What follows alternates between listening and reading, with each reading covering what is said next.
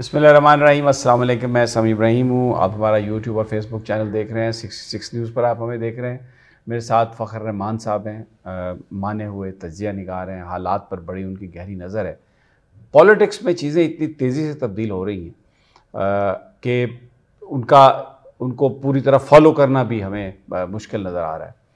आज हम हामिद खान साहब की एक गुफ्तगू है जिसमें वो इलेक्शन में जो कुछ हुआ, इलेक्शन कमीशन ने जो कुछ किया, उसको करेक्ट कैसे किया जा सकता है, उस पर बड़ी इंपॉर्टेंट उनकी सजेशंस हैं, उन पर हम बात करेंगे। अली अमीन गंडापुर आज 2 अदालतों में पेश हुए। थाना बनी गाला में उनके ख़िलाफ़ जो दहशतगर्दी का पर्चा था उसके लिए पेश हुए, और फिर उसके बाद वो जो गोलड़ा थाना में एक दहशतगर्दी का पर्चा था उसमें भी वो पेश हुए। उनके वारंट गिरफ़्तारी जो थे वो जारी किए गए थे, तो वो वारंट जो है मनसूख हुए और 17 अप्रैल उसकी तारीख़ है। लेकिन वहाँ पर अली अमीन ने बहुत इम्पॉर्टेंट बात की है, साइफ़र के हवाले से भी बात की है, जो इस वक्त पॉलिटिक्स है उसके हवाले से भी बात की है। आगे चलकर वो किस तरह चलेंगे हुकूमत के साथ, और नून लीग और पीपल्स पार्टी के साथ उनके जो मामलात हैं वो किस तरह हो सकते हैं। बहुत इंपॉर्टेंट उन्होंने बातें की हैं, वो उस पर हम बात करते हैं। फ़खर, सबसे पहले तो हामिद खान साहब की जो बात है वो बड़ी इम्पॉर्टेंट है। उन्होंने कहा है कि ये जो इलेक्शन ट्रिब्यूनल्स हैं, एक तो तादाद आप देखें ना, पंजाब में 400 कंप्लेंट्स हैं, 2 सिर्फ ट्रिब्यूनल्स हैं, तो ये तो 2 साल चाहिए इन्हें उनका फ़ैसला करने के लिए। तो उन्होंने ये कहा कि ये कमीशन एक बनना चाहिए, सुप्रीम कोर्ट इसको देखे। अगर कहीं कानून साजी में थोड़ा सुकम भी रह गया है, लेकिन मामला अगर बुनियादी हकूक़ का है तो उसमें लोगों के हक़ से आप उन्हें महरूम नहीं रख सकते। और जो कमीशन बने ये फार्म 45, फार्म 47 और ये सारे मामलों को देखने के लिए, तो उसमें उन्होंने कहा है कि अगर काजी फायज़ ईसा साहब भी उसका हिस्सा बने, हमें कोई इतराज़ नहीं है। बहुत बड़ी ये स्टेटमेंट है। बिल्कुल, देखिए हामिद खान साहब बड़े सीनियर लॉयर हैं और वन ऑफ दोज लॉयर जो कॉन्स्टिट्यूशनल एक्सपर्ट भी हैं। अमाइकस कुरी यानी अदालती माविन के तौर पे भी उनको कई दफ़ा सुप्रीम कोर्ट में जो है ना अपॉइंट किया गया है, और बिलाशुबा उनकी लॉयर्स मूवमेंट में भी बड़ी एक कंट्रीब्यूशन थी। अब ये जो पॉइंट्स उन्होंने उठाए हैं, सबसे पहली बात जो है, ये जो ट्राइब्यूनल्स और जो इतने बड़े पैमाने के ऊपर अवाम का मैंडेट चोरी किया गया उसको सामने रखें, तो ये तो फिर ऐसा ही है कि एक एक मुकदमे के ऊपर अगर महीने की और एक एक हफ्ते की भी अगर आप एडजमेंट्स डालते जाएंगे तो ये लंबा हो जाएगा, ये बहुत लंबा हो जाएगा। और इसका मकसद भी यही है सारा। ये उन्होंने कहा कि ये जो इलेक्शन ट्रिब्यूनल्स हैं, दर हकीकत ये जो धांधली की जाती है उस पर पर्दा डालने के लिए बनाए जाते हैं। Very important statement. ये अब देखें, ये आप या मैं नहीं कह रहा हूँ, ये एक ऐसे पाकिस्तान की शख्सियत कह रही है जो पॉलिटिशियन भी हैं, जो कॉन्स्टिट्यूशनल और लीगल एक्सपर्ट भी हैं, और वो इस मोटिव को भी बयान कर रहे हैं कि ये पीछे इतने बड़ी मामले को। अच्छा, बुनियादी हकूक़ की बात आपने हामिद खान साहब ने भी की।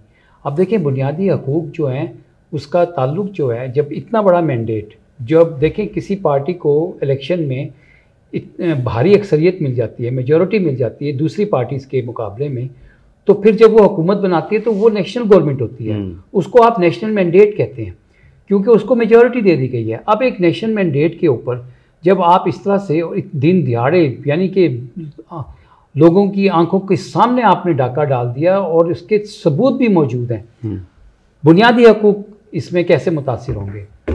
नंबर 1, कॉन्स्टिट्यूंसी की रिप्रेजेंटेशन ही ठीक नहीं है। कॉन्स्टिट्यूंसी की तो वो जो वहाँ पर उस हल्के के जो लोग हैं उनके बुनियादी हकूक़ तो ख़त्म हो गए ना? बुनियादी हकूक़ ख़त्म हो गए, जो तवक्कुआत वो रखते थे वो ख़त्म हो गई।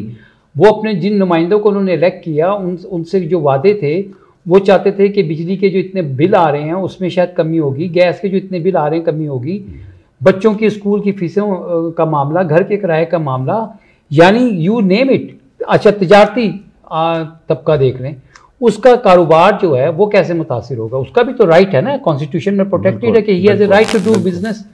अब इसी तरह से सरमायाकार है, चाहे लोकल है चाहे बाहर का है, ये वो हकूक़ हैं जिसके ज़रिए से किसी भी जगह पे मस्जिद जो है वो आगे की तरफ जाती है। और वो बिल्कुल सही बात कर रहे हैं कि अगर ये मैसेज आप दे रहे हैं पाकिस्तान के अंदर कि एक मुस्तरद शुदा जो लीडरशिप है उनको उठाकर आप इक़्तिदार में बिठा रहे हैं, तो उनकी क्रेडिबिलिटी क्या है? अच्छा, आज अली अमीन गंडापुर भी पेश हुए 2 अदालतों में, जज कुदरतुल्लाह साहब की अदालत में पेश हुए, थाना बनीगाला में जो मुकदमा था उनके खिलाफ दर्ज किया गया 9 मई का, वहाँ पर उनकी ज़मानत हुई 17 अप्रैल। फिर वो एडिशनल सेशन जज काकड़ साहब जो है, गफूर काकड़ साहब, क्योंकि थाना गोलड़ा में जुडिशल कम्प्लेक्स में जो तोड़ फोड़ थी वो भी पर्चा उन पर दर्ज कर दिया गया था। अभी एक और उनके वारंट हैं, वो पिंडी में जो इंसदाद दहशतगर्दी की अदालत है, आसिफ एजाज साहब, उनकी अदालत में वो किए गए हैं। उसमें बड़ा इंटरेस्टिंग हुआ था कि पंजाब पुलिस ने ये रपट दी थी कि जी वज़ीर आला KP रूपोश हैं, हम उन्हें तलाश नहीं कर पा रहे, हालांकि वो कल भी यहाँ पर थे, वज़ीर आज़म के साथ तस्वीरें भी उनकी खिंची हुई, SIFC के इजलास में थे, तो रूपोश तो नहीं थे वो बिल्कुल। तो जज साहब ने उसको मान के तो उनके वारंट जारी कर दिए। लेकिन जो आज बात कही अली अमीन गंडापुर ने, साइफ़र के हवाले से उनसे सवाल हुआ, तो उन्होंने कहा कि असद मजीद साहब को अब एम्बेसडर को बुला के पूछना चाहिए, क्योंकि इसमें सिचुएशन बड़ी ट्रिकी है। जो डोनाल्ड लू है वो कहता है जी कि कोई हमने तो कुछ साजिश की नहीं, और असद मजीद के बयान पर रिलाय करके वो ये कह रहे हैं कि जी ये तो मामला जो है वो सारा झूठ पर मबनी है। तो एक सवाल उन्होंने उठाया अली अमीन गंडापुर ने कि अगर ये सब कुछ झूठ था और कोई इन्होंने बात इस तरह की नहीं की, तो असद मजीद साहब सफ़ीर थे, उन्होंने वो कोडेड मैसेज जिसे हम साइफ़र कहते हैं वो क्यों भेजा? अगर तो कोई वाकई बात थी तो इसका मतलब है कि वो साइफ़र हकीकत था, तो इमरान साहब ने जो बात कही वो हकीकत पर मबनी थी।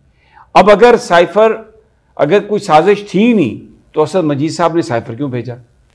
तो फिर तो इसका मतलब है केस ही कोई नहीं, फिर तो एक और केस होना चाहिए धोखाधड़ी का कि साजिश थी भी नहीं और इमरान को गुमराह किया गया, इमरान खान को, साबिक वज़ीर आज़म को। अच्छा देखिए, बाय एंड लार्ज अगर आप देखें तो एक कंसेंसस है कि पाकिस्तान तहरीक इंसाफ के चेयरमैन और साबिक वज़ीर आज़म इमरान खान को जेल में पिछले 8 महीने से इसलिए रखा गया कि उनके ऊपर दबाव डाला जाए और उनको किसी तरह से ये सारा जो फ्रॉड का निज़ाम है इसके ऊपर वो हामी भर लें।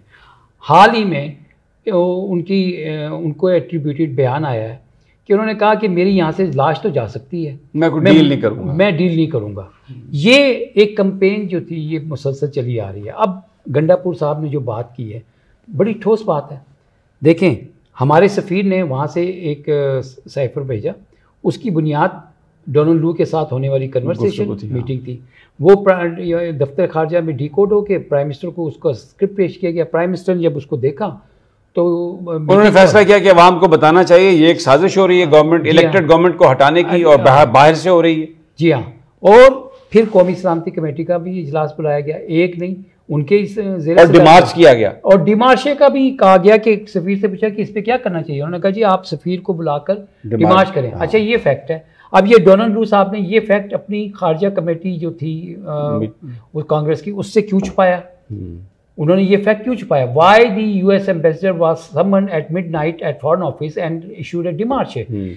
उसको एहतजाज किया गया, और ये कौमी सलामती कमेटी का जो इलामिया सामने आया था उसमें कहा था ये पाकिस्तान के मामलात में ब्लेटेंट इंटरफेरेंस है। अब ये चीज़ फैक्ट है, इसको फैक्ट जानते हुए अब आप चीज़ों को सामने रखें।